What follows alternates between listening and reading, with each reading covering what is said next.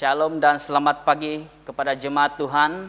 Kesempatan ini kita bersyukur karena kita dapat mengikuti kebaktian online bersama-sama di rumah.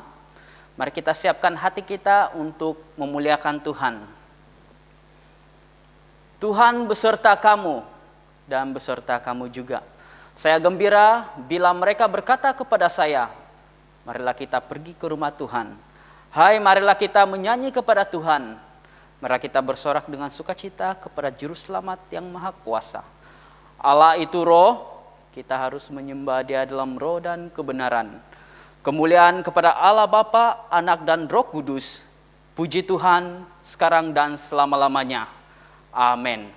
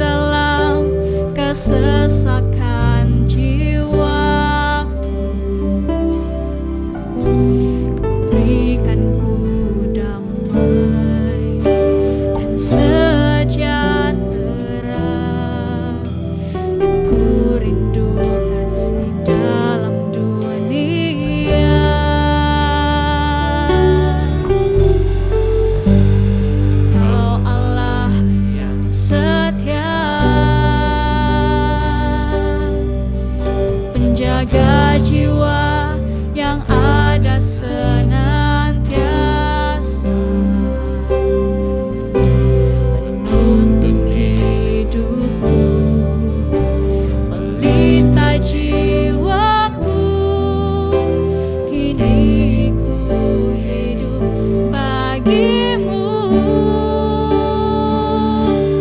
Selalu menyembahmu.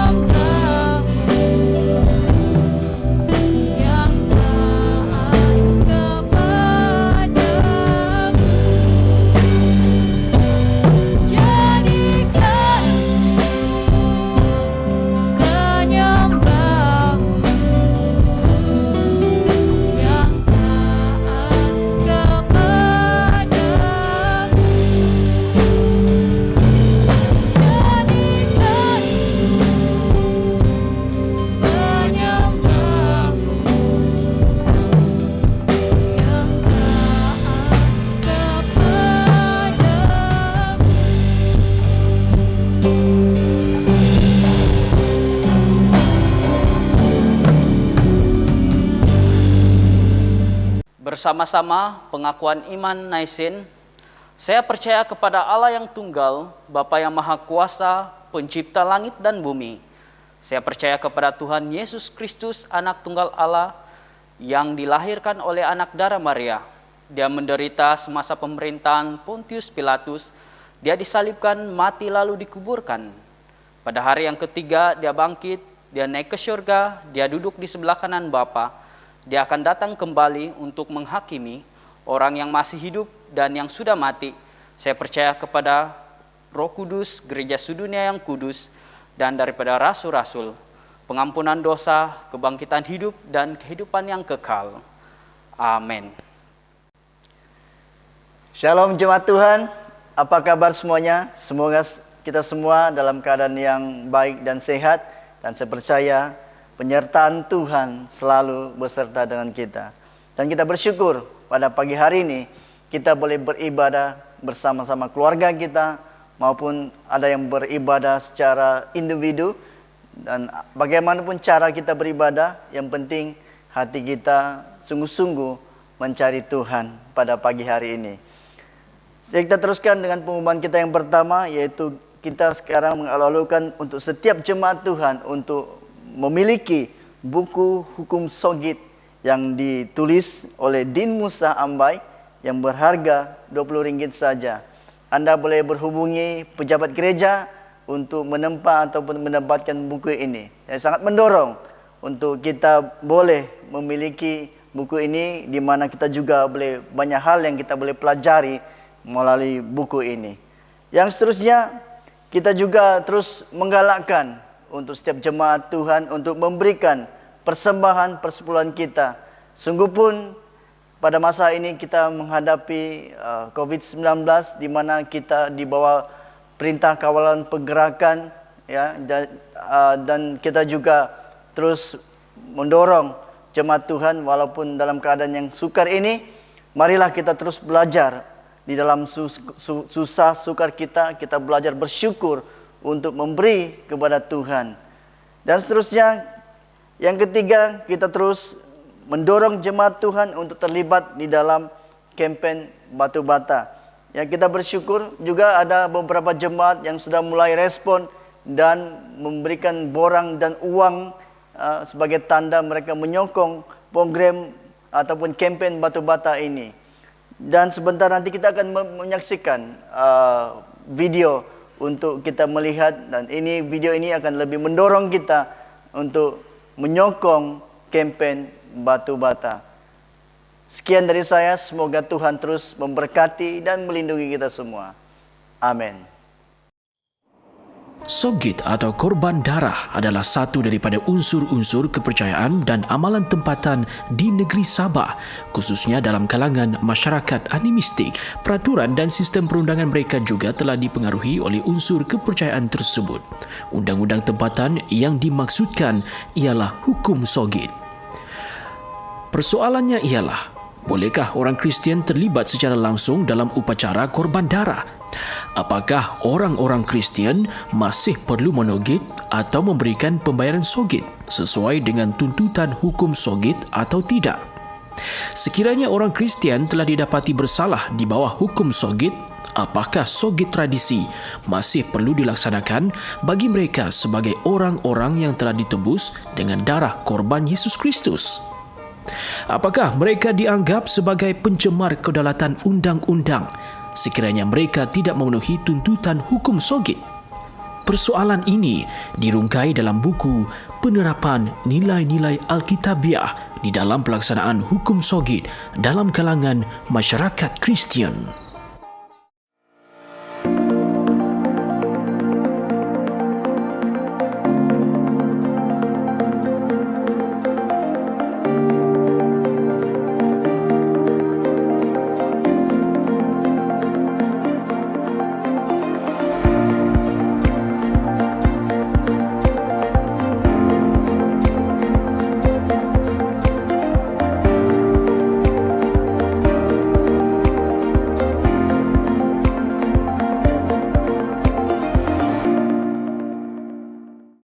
Penerapan nilai-nilai Alkitabiah di dalam pelaksanaan hukum sogit dalam kalangan masyarakat Kristian akan terus menjadi satu perjuangan yang amat menarik sesuai dengan peredaran zaman dan perubahan pandangan dunia masyarakat Kristian pribumi. Sejarah pelaksanaannya dalam beberapa tahun ini telah mencetuskan keyakinan yang tinggi kerana telah menampakkan keberkesanan yang memberangsangkan, khususnya dalam kalangan masyarakat Kristian yang lebih matang secara rohani. Senario ini akan menjurus kepada suatu evolusi perundangan tempatan, khususnya hukum sogit. Dalam usaha untuk mempercepatkan evolusi dan transformasi ini, ungkapan iman masyarakat Kristian yang holistik wajar diupayakan oleh kita sebagai masyarakat percaya sesuai dengan dogma Alkitabiah. Dalam hal ini, kajian yang teliti telah dibuat, fakta yang sahih telah ditemui, kebenaran yang kukuh telah dikongsikan, pelantar pelaksanaan telah disediakan, pengharapan yang menggunung tinggi telah diletakkan di hadapan kita. Kesinambungan pelaksanaan hukum sogit yang berpaksikan Alkitab adalah satu-satunya pilihan untuk memelihara kelangsungan ketulinan iman Kristian dalam kalangan masyarakat pribumi di Sabah. Dalam perkara ini, memang tepat seperti yang orang kita selalu katakan, dari kita saja itu.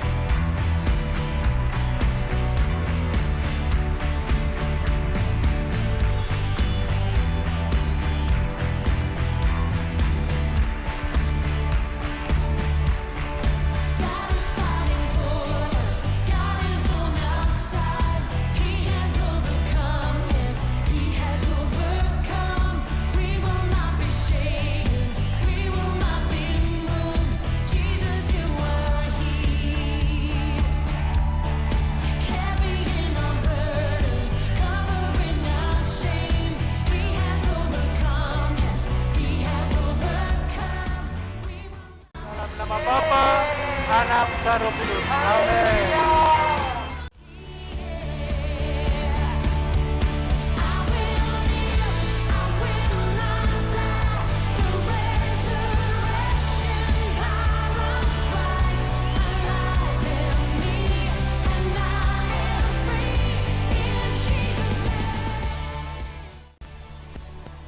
Shalom dan salam sejahtera bagi semua jemaat Tuhan yang dikasihi oleh Tuhan kita Yesus Kristus.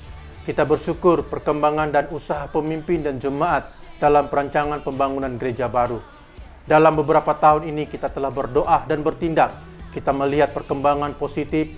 Oleh itu, tahun ini kita akan ambil langkah yang lebih lagi untuk terlibat dalam pembangunan, yaitu kita melancarkan kampanye batu bata untuk gereja baru.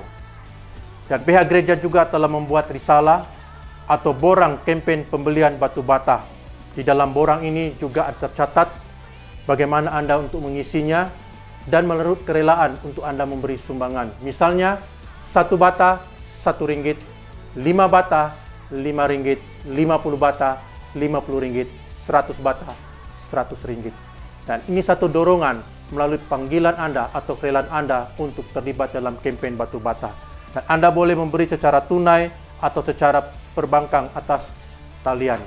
Saya sangat mendorong kepada semua jemaat, misalnya kanak-kanak, muda-mudi, belia, dewasa, orang tua, untuk terlibat dan menyokong kampanye batu bata untuk pembangunan gereja baru kita. Kiranya Tuhan memberkati kita semua. Amin. 奉我们的主耶稣基督的名向大家问候，大家好。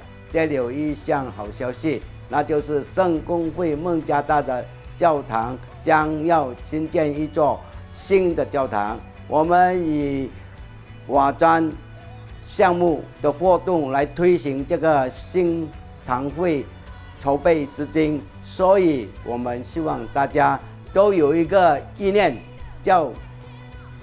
就是把神的殿建造起来。最后，愿大家以个人的意志来多多的帮助支持教会的瓦砖项目的捐献。谢谢，神祝福你们。 Shalom jemaat Tuhan, kita bersyukur karena hari ini dan minggu-minggu seterusnya kita akan melancarkan kampanye batu bata untuk gereja. Secara khusus saya mendorong untuk jemaat di Telipuk, ya, di mana saya lihat komitmen dan juga penglibatan yang sangat aktif dan sangat menyokong dalam program kita dalam jualan mencari dana.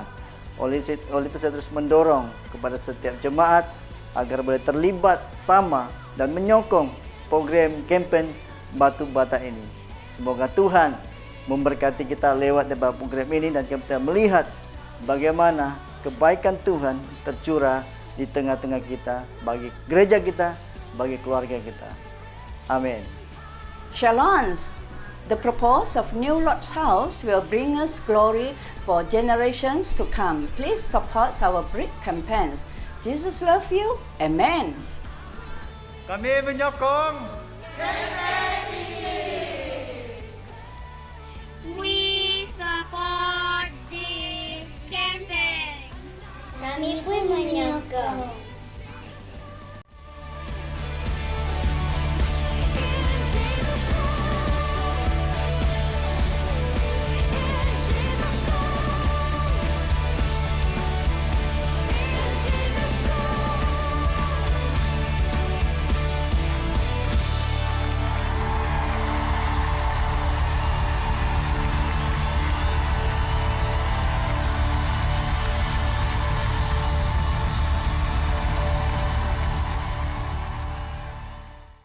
Pembacaan firman Tuhan diambil daripada Nehemia pasal yang kedua ayat 11 sehingga ayat yang ke-20. Nehemia pasal yang kedua ayat yang ke-11 sehingga ayat yang ke-20. Maka tibalah aku di Yerusalem sesudah 3 hari aku di sana. Bangunlah aku pada malam hari bersama-sama beberapa orang sahaja yang menyertai aku. Aku tidak beritahukan kepada siapapun rencana yang akan kulakukan untuk Yerusalem, yang diberikan Allahku dalam hatiku.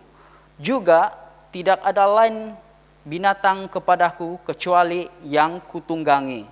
Demikian pada malam hari aku keluar melalui pintu gerbang lebak ke jurusan mata air ular naga dan pintu gerbang sampah. Aku menyelidiki dengan saksama tembok-tembok Yerusalem yang telah terbongkar dan pintu-pintu gerbangnya yang habis dimakan api. Lalu aku meneruskan perjalananku ke pintu gerbang mata air dan ke kolam raja. Karena binatang yang kutunggangi tidak dapat lalu di tempat itu. Aku naik ke atas melalui wadi pada malam hari dan menyelidiki dengan saksama tembok itu. Kemudian aku kembali lalu masuk melalui pintu gerbang lebak. Demikian aku pulang. Para penguasa tidak tahu kemana aku telah pergi dan apa yang telah kulakukan. Karena sampai kini aku belum memberitahukan apa-apa kepada orang Yahudi, baik kepada para imam maupun kepada para pemuka, kepada para penguasa dan para petugas lainnya. Berkatalah aku kepada mereka, kamu lihat kemalangan yang kita alami, yakni Yerusalem telah menjadi reruntuhan dan pintu gerbangnya telah terbakar. Mari kita bangun kembali tembok Yerusalem supaya kita tidak lagi dicela. Ketika aku beritahukan kepada mereka betapa murahnya tangan Allahku yang melindungi aku, dan juga apa yang dikatakannya raja kepadaku. Berkatalah mereka, kami siap untuk membangun, dan dengan sekuat tenaga yang kami mulai melakukan pekerjaan yang baik itu. Ketika Sanbalat, orang Horon dan Tobia, orang Amon pelayan itu, dan Geshem, orang Arab mendengar itu, mereka mengolok-olokkan dan menghina kami. Kata mereka, apa yang kamu lakukan itu? Apa yang kamu mau berontak terhadap raja? Aku menjawab mereka, kataku, Allah semesta langit, dialah yang membuat kami berhasil. Kami hamba-hambanya telah siap untuk membangun, tetapi kamu tak punya bahagian atau hak dan tidak akan diingat di Yerusalem. Demikianlah firman Tuhan. Shalom jemaat Tuhan, kita bersyukur pada pagi hari ini kita dapat beribadah bersama-sama.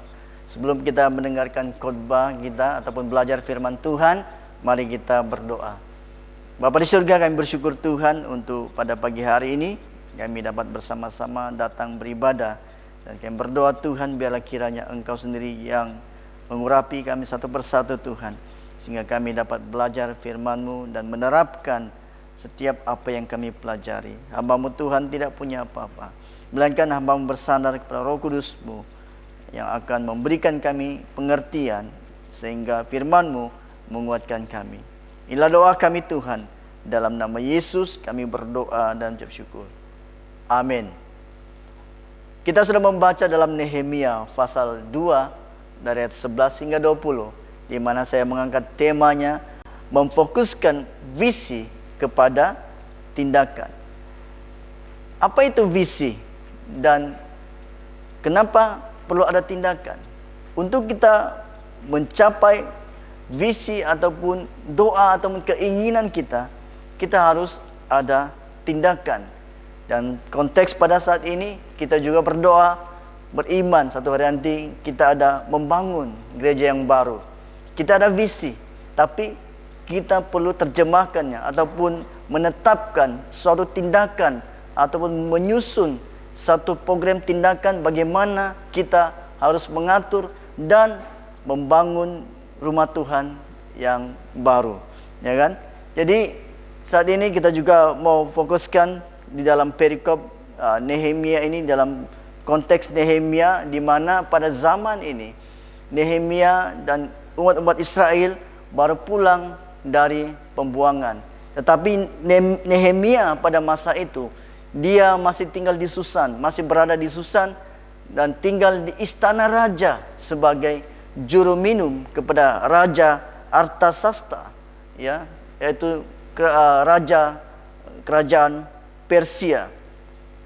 Jadi Nehemia diberikan satu tanggung jawab yang besar, kedudukan yang tinggi, di mana dia menjadi seorang juru minum. Apa itu juru minum? Juru minum adalah seorang yang menjaga makan minumnya raja. Dan ketika sebelum raja menyantap ataupun memakan, meminum makanan atau minuman, Nehemia akan terlebih dahulu memeriksa dan merasa, ya, kalau Nehemia itu tidak dipimpin atau ada niat jahat, dia boleh saja membunuh raja dengan mungkin meracuni dan sebagainya. Jadi pendek kata boleh katakan Nehemia mempunyai peranan yang sangat tinggi ataupun sangat penting di dalam kerajaan Persia pada masa itu. Jadi di sini kita lihat sungguh pun Nehemia itu sebagai orang buangan, tetapi karena hatinya dekat dengan Tuhan, dia diangkat menjadi seorang yang penting di dalam kerajaan Persia. Sehingga Tuhan meletakkan, karena hatinya dekat dengan Tuhan, Tuhan meletakkan visi ataupun beban untuk membangun kembali tembok Yerusalem. Itulah yang visi yang diletakkan Tuhan kepada Nehemia. Dan akhirnya kita belajar daripada bagaimana cara Nehemia, bagaimana visi yang diletakkan kepada Nehemia itu ditetapkannya menjadi satu tindakan sehingga ia dapat membangun tembok Yerusalem. Dan pada saat ini kita juga mau bertanya kepada diri kita sendiri, apakah visi kita pada saat ini? Apakah doa kita? Apakah keinginan hati kita selama ini? Apakah sekadar kita berdoa tetapi tidak ada tindakan? Ya, jadi iman tanpa perbuatan itu adalah hakikatnya mati. Tapi kita belajar daripada Nehemia. Dia tidak saja berdoa, tetapi dia menerjemahkannya, dia menetapkan satu langkah, dia bertindak sehingga dia boleh membangun. Dan satu hal yang saya secara pribadi pelajari daripada Nehemia ini, di mana dia adalah seorang pendoa. Bukan saja dia ada kerinduan ataupun Tuhan letakkan visi itu dalam hatinya, tetapi ketika Tuhan meletakkan visi itu dalam hatinya, apa yang Nehemia buat? Nehemia berdoa. Sebanyak 11 kali dituliskan dalam pasal ini ataupun dalam bab ini, di mana Nehemia berdoa. Bukan saja dia berdoa, tetapi dia juga berpuasa. Oleh itu mari kita belajar bagaimana menetapkan visi kepada tindakan, sehingga Nehemia dapat membangun tembok Yerusalem. Yang pertama, Nehemia menyelidiki tembok Yerusalem. Dia menyelidiki ataupun meneliti. Mari kita baca di dalam Nehemia 2:11 hingga 16. Maka tibalah aku di Yerusalem. Sesudah 3 hari aku di sana, bangunlah aku pada malam hari bersama-sama beberapa orang yang menyertai aku. Aku tidak beritahukan kepada siapapun rencana yang akan kulakukan untuk Yerusalem yang diberikan Allahku dalam hatiku. Juga tidak ada lain binatang kepadaku kecuali yang kutunggangi. Demikian pada malam hari aku keluar melalui pintu gerbang lebak ke jurusan mata air ular naga dan pintu gerbang sampah. Aku menyelidiki dengan saksama tembok-tembok Yerusalem yang telah terbongkar dan pintu-pintunya gerbangnya yang habis dimakan api. Lalu aku meneruskan perjalanan ke pintu gerbang mata air dan ke kolam raja. Kerana binatang yang kutunggangi tidak dapat lalu di tempat itu, aku naik ke atas melalui wadi pada malam hari dan menyelidiki dengan saksama tembok itu. Kemudian aku kembali lalu masuk melalui pintu gerbang lebak. Demikianlah aku pulang. Para penguasa tidak tahu kemana aku telah pergi dan apa yang telah kulakukan. Karena sampai kini aku belum memberitahukan apa-apa kepada orang Yahudi, baik kepada para imam maupun kepada para pemuka, kepada para penguasa dan para petugas yang lain. Jadi kita lihat yang pertama, apa yang kita boleh pelajari dalam ayat ini, Nehemia mempunyai hati hamba. Kalau kita baca di dalam ayat yang 11 itu, di mana dikatakan sesudah 3 hari Nehemia di sana, ya. Dikatakan sesudah 3 hari. Setelah dia sampai di sana, apa yang Nehemia lakukan? Dia tidak lakukan apa-apa. Di sini dia katakan selepas sudah dia sampai 3 hari selepas itu, barulah dia bangun, dia pergi untuk memeriksa, ya. Jadi Nehemia menyelidiki, memeriksa tembok Yerusalem. Di sana kita melihat setelah 3 hari dia berada di Yerusalem, barulah dia pergi menyelidiki apa yang dia lakukan sebelum 3 hari itu, ya. Adakah dia tidak ada perancangan apa-apa? Tapi menurut tafsiran ataupun pandangan kepada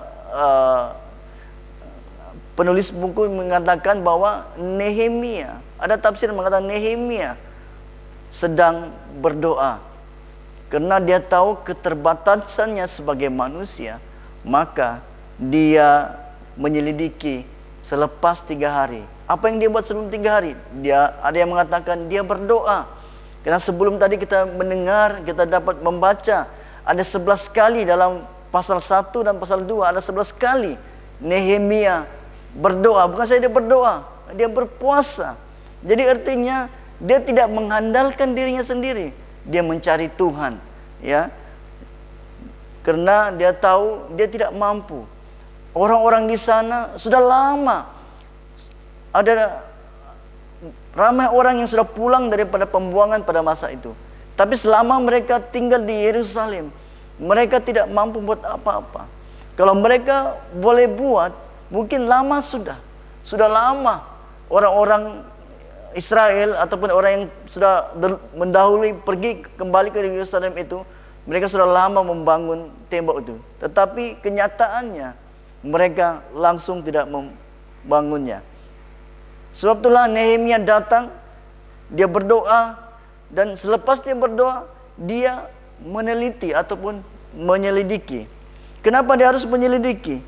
Yang pertama, dia mau mengetahui keadaan kerusakan, ya, sehingga dia pergi ke pintu-pintu gerbang Labak, sehingga ke pintu gerbang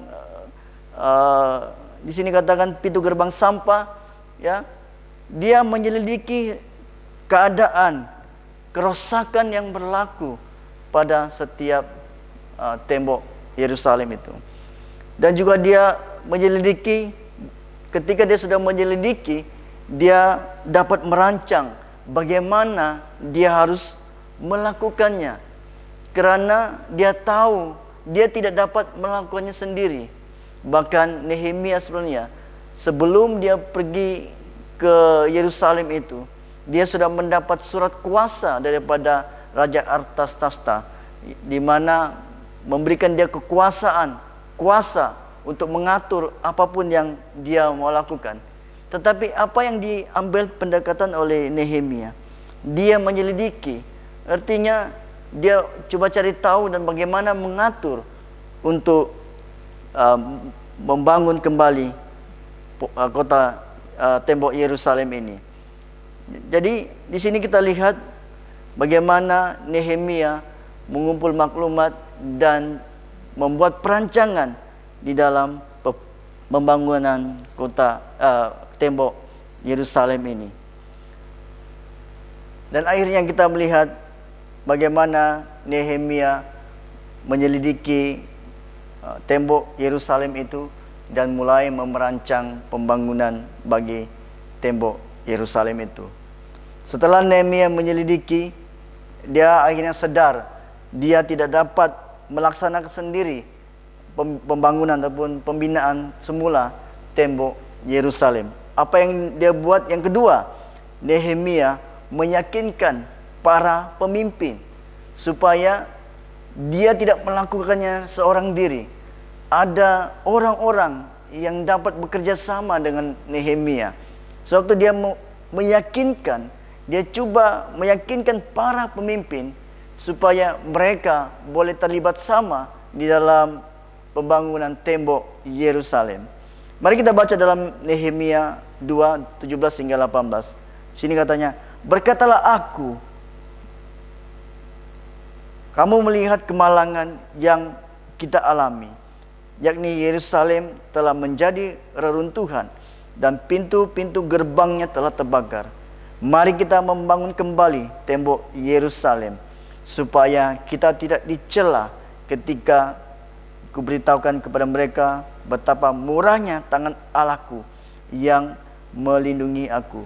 Dan juga yang dikatakan raja kepadaku, berkatalah mereka, kami siap untuk membangun. Dengan sekuat tenaga mereka mulai melakukan pekerjaan yang baik itu. Karena Nehemia tahu dia tidak dapat melakukannya seorang diri. Bahkan mungkin orang-orang yang dibawa juga tidak mencukupi untuk membantu dia membangun tembok Yerusalem itu.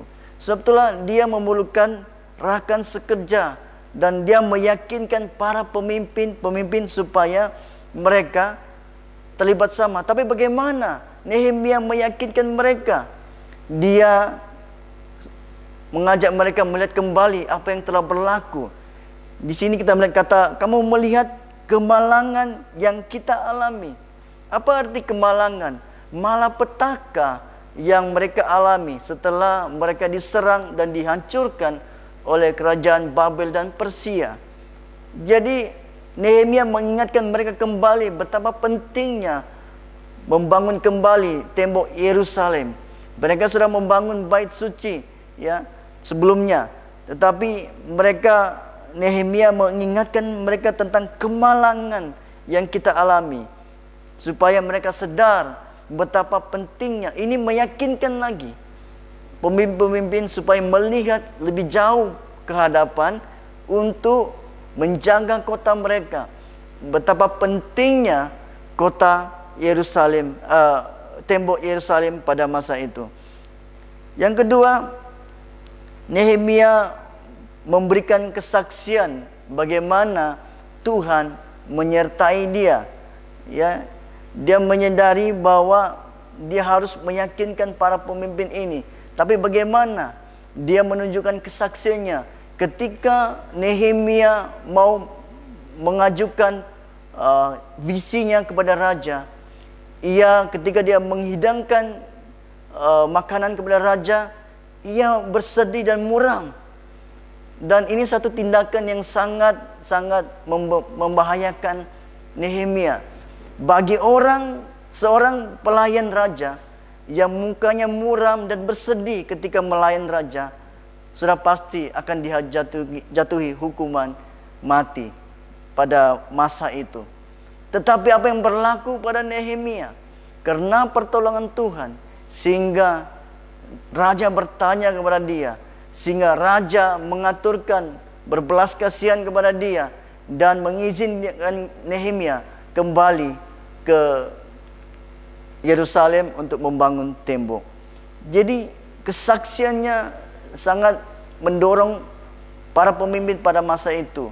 Bukan itu saja, dia juga memberitahukan bahwa ketika dia pergi ke Yerusalem itu, bukan saja dia pergi dengan tangan kosong, tetapi raja juga memberi arahan untuk para panglima tentara untuk bersama-sama mengikuti Nehemia. Dan ini kita lihat bagaimana penyertaan Tuhan kepada Nehemia. Kuncinya adalah Nehemia dekat hatinya kepada Tuhan. Dan sehingga raja berkenan dengan permintaan ataupun yang Nehemia ajukan kepada raja. Raja berkenan untuk memberikan kepada Nehemia. Dan ini juga mengingatkan kita bagaimana kita tidak bersandar kepada kekuatan kita sendiri, ya. Dan ketika Nehemia mulai meyakinkan para pemimpin, akhirnya mereka kata, kami siap untuk membangun. Dengan sekuat tenaga mereka mulai melakukan pekerjaan yang baik itu. Mereka sedar bukan senang untuk mereka membangun kembali. Ketika mereka mulai membangun, orang-orang di sekitar mereka mulai melihat ada perasaan yang ada keinginan yang memberontak kepada Raja Artasasta pada masa itu, yaitu Raja Persia. Jadi untuk meyakinkan para pemimpin itu bukan mudah. Tetapi ketika Tuhan menyertai Nehemia yang sangat mustahil, sehingga Tuhan menyertai Nehemia. Akhirnya Tuhan memberikan kekuatan, memberikan hikmat kepada Nehemia untuk bukan saja membangun tembok, tetapi meyakinkan para pemimpin pada masa itu untuk bersama-sama turut membangun. Akhirnya kita melihat yang ketiga, setelah dia meyakinkan para pemimpin, ada cabaran lain yang Nehemia hadapi, yaitu dia mendapat tantangan daripada orang-orang di sekitarnya, yaitu Sanballat dan juga Tobia. Tetapi apa yang Nehemia lakukan? Yang ketiga, Nehemia terus memfokuskan kepada Tuhan. Dalam Nehemia 2:19-20, ketika Sanballat dan orang Horon dan Tobia, orang Amon, pelayan itu, dan Geshem, orang Arab, mendengar itu, mereka mengolok-olokkan dan menghina kami. Kata mereka, apa yang kamu lakukan itu? Kamu mau memberontak terhadap raja. Aku menjawab mereka, kataku, Allah semesta langit, dialah yang membuat kami berhasil. Kami hamba-hambanya telah siap membangun. Tetapi kamu tidak punya bagian dan hak dan tidak diingat di Yerusalem. Mereka menghadapi tantangan, yaitu kita lihat di mana Sambalat dan Tobia, orang Amon, orang Geshem dan orang Arab, mereka menentang. Kenapa mereka menentang? Karena ada perasaan iri hati dan juga ada perasaan yang mau disaingi, sehingga mereka membangkitkan bahwa mereka membangun tembok Yerusalem itu sebagai tanda mereka mulai memberontak kepada Raja Persia. Tetapi apa yang Nehemia lakukan? Nehemia tetap fokus kepada Tuhan. Karena di ayat yang ke-6 tadi, di mana kita lihat mereka, walaupun mereka menghadapi cabaran, tetapi mereka tetap bekerja keras, sehingga mereka tidak melihat lagi cabaran-cabaran yang mereka alami. Kenapa? Karena mereka tahu bagian mereka adalah untuk bekerja keras, dan bagian Tuhan adalah untuk melindungi mereka. Jadi mereka kerjakan apa yang mereka harus kerjakan. Yang selebihnya mereka sandarkan kepada Tuhan. Walaupun ada tantangan, walaupun ada cabaran yang menghambat, yang akhirnya membuat kita rasa lemah.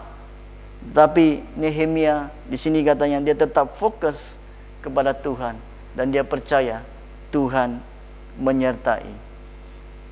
Kita melihat daripada khotbah ini, di mana kita melihat 3 poin yang kita sampaikan tadi, di mana yang pertama, Nehemia ada beban, sehingga dengan dia ada beban yang Tuhan letakkan dalam hatinya, dia pergi ke Yerusalem, pergi dengan satu tugas yang sangat berat sekali. Dan setibanya di sana, dia tidak terus membangun, walaupun dengan surat kuasa yang dia dapat daripada Raja Persia, Raja Artasasta itu. Tetapi dia berdiam, duduk untuk mendengar Tuhan, dan mulai menyelidiki dan mulai membuat perancangan bagaimana membangun kembali tembok Yerusalem. Dan akhirnya dia meyakinkan para pemimpin supaya ada orang yang bersama-sama dengan dia untuk membangun kembali tembok Yerusalem.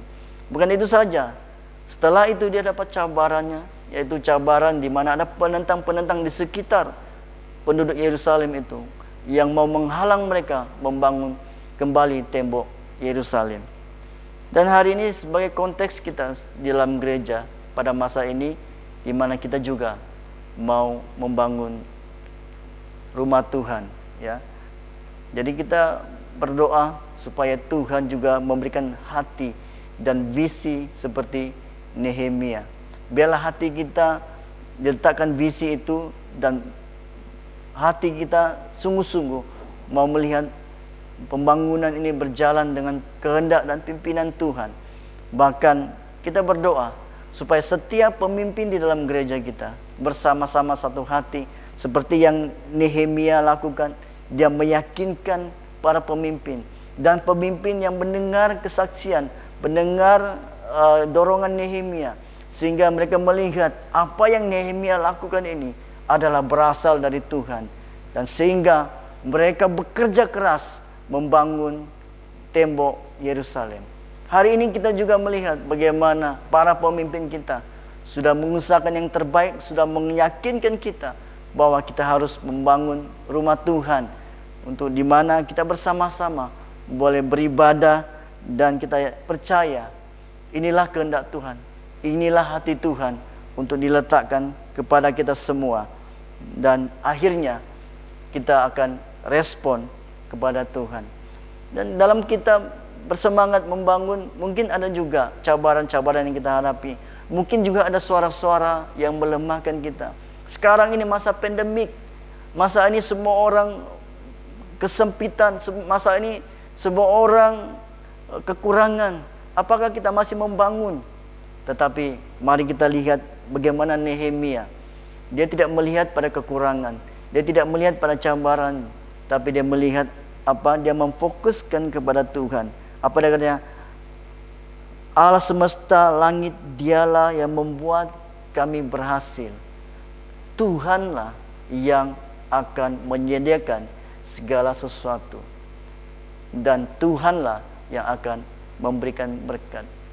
Ini yang menjadi kekhawatiran kita di dalam jemaat kita, dalam kepimpinan kita. Tetapi mari kita belajar daripada Nehemia. Sungguh pun ditekan bertubi-tubi, dihalang, dibagi di sudut sana, di sudut sini, orang Sambalat, orang Tobia, orang Amon, bermacam-macam. Tetapi apa yang kita boleh pelajari daripada Nehemia? Dia tetap fokus kepada Tuhan untuk membangun. Bahkan dikatakan mereka dengan sekuat tenaga mulai melakukan pekerjaan yang baik, sehingga tembok Yerusalem itu berdiri dan dibangun bukan karenanya kekuatan manusia, tetapi tangan Tuhan menyertai mereka. Semoga kita semua diberkati, dan semoga visi yang Tuhan letakkan dalam hati kita boleh terjemahkan di dalam tindakan. Mungkin pada masa ini tidak banyak yang kita boleh buat. Mungkin kita bermulai dari sedikit dengan memberi sumbangan, ataupun mungkin juga kita boleh mendorong jemaat-jemaat yang lain, meyakinkan mereka tentang berkat Tuhan. Jika kita pun memberi dalam kekurangan, di dalam kekurangan itu Tuhan mencukupkan, Tuhan memberkati, sehingga kita semua tidak merasa kekurangan. Semakin kita respon dan juga menyokong program kita, menyokong program batu bata, program jualan di dalam gereja, saya percaya dan yakin Tuhan juga akan memberkati. Ketika kita memperhatikan rumah Tuhan, memperhatikan pembangunan rumah Tuhan dengan baik, saya juga percaya Tuhan juga memperhatikan kehidupan dan keluarga kita. Bahkan Tuhan juga memperhatikan masa depan kita. Semoga Tuhan memberkati kita. Amin. Mari kita berdoa. Bapa di surga, kami bersyukur Tuhan, kami dapat belajar daripada Nabi Nehemia. Dan kami percaya Tuhan, visi yang datang dari Tuhan diletakkan dalam hati Nehemia. Demikian juga kami Tuhan, ada visi-visi yang Tuhan letakkan dalam hati kami, untuk kami diguna pakai untuk kemuliaan bagi Tuhan. Mampukan kami Tuhan bukan dengan kekuatan manusia, tetapi mampukan kami untuk melakukannya dengan kekuatan dan pimpinan Tuhan. Kami bersyukur Tuhan buat visi yang Tuhan letakkan dalam gereja kami, dalam hati kami. Dan saat ini Tuhan, biarlah Roh Kudus-Mu yang memberikan kami kekuatan dan keyakinan untuk kami terus mengerjakan visi yang Tuhan letakkan dalam hati kami. Biarlah Tuhan kami dapat melihat di sebalik kesukaran, di sebalik tantangan, di sebalik masalah yang akan dihadapi, ada tangan Tuhan yang akan menompang kami, yang akan memberikan kami penyelesaian, yang akan memberikan kami kekuatan, sehingga kami dapat melaluinya. Terima kasih Tuhan. Inilah doa kami. Dalam nama Yesus kami berdoa dan mengucap syukur. Amin. Marilah kita berdoa seperti yang diajarkan oleh penyelamat kita. Bapa kami yang di syurga, dikuduskanlah namamu. Datanglah kerajaan-Mu, jadilah kehendak-Mu di bumi seperti di syurga. Berikanlah kami pada hari ini makanan kami sehari-hari. Ampunilah kami akan dosa-dosa kami, seperti kami juga mengampuni orang bersalah kepada kami. Janganlah membawa kami ke dalam pencobaan, tetapi lepaskanlah kami daripada yang jahat. Karena Engkaulah yang punya kerajaan, kuasa dan kemuliaan, sekarang dan selama-lamanya. Amin. Saudara-saudari yang dikasihi dalam Tuhan, mari kita terima berkat daripada Tuhan dan kita tadangkan tangan kita. Sentosa Allah yang melebihi pengertian manusia, memerahkan hati dan jiwa kamu dalam pengetahuan dan kasih Allah dan anaknya Yesus Kristus Tuhan kita. Dan berkat Allah yang Maha Kuasa, Bapa, Anak, dan Roh Kudus berserta dengan kamu dan tinggal serta dengan kamu sampai selama-lamanya. Amin. Saudara-saudariku dikasihi dalam Tuhan, pergilah dengan damai sejahtera dan layanilah Tuhan dalam nama Kristus. Amin.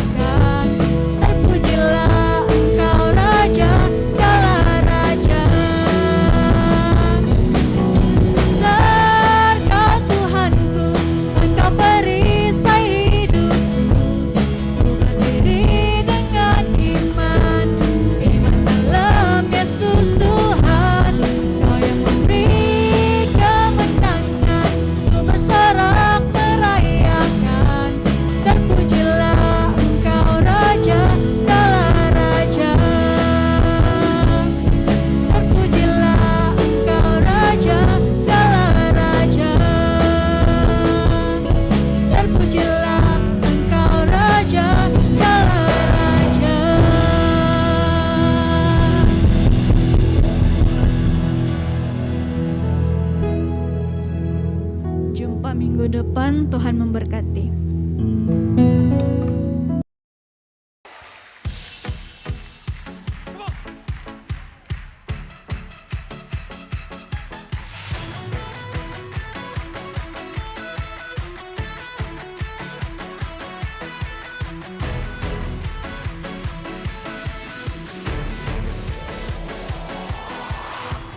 Bila rohmu bekerja,